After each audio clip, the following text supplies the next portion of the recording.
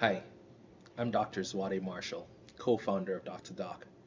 I'm an anesthesiologist in Atlanta, and yes, I do remember match day like it was yesterday. If I think about it long enough, I can almost feel those butterflies that I felt in my stomach 10 years ago.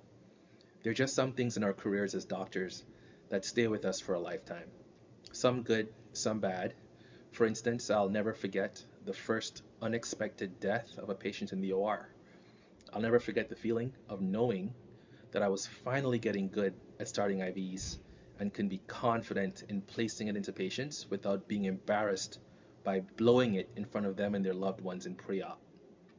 Match day felt like a moment that was so significant in my journey as a doctor. In many ways, it's analogous to draft night in sports. It's the first time that we know for certain that we have a job that pays, though not much. But it's a big difference between spending student loan money and receiving compensation for a day's work.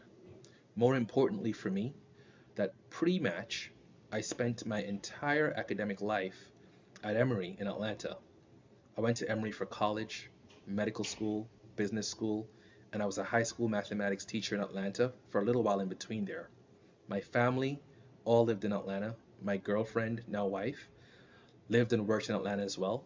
And so on match day, when I opened that envelope and I realized I was going to Boston, to Harvard, I felt an odd combination of feelings.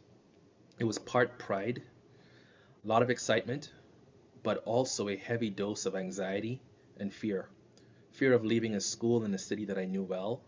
And looking back on that moment now, I can't help but feel grateful for having the experience to feel all that I did on that day.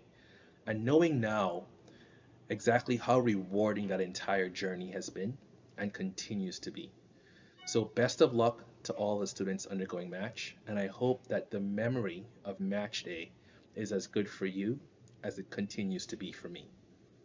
Congrats, guys.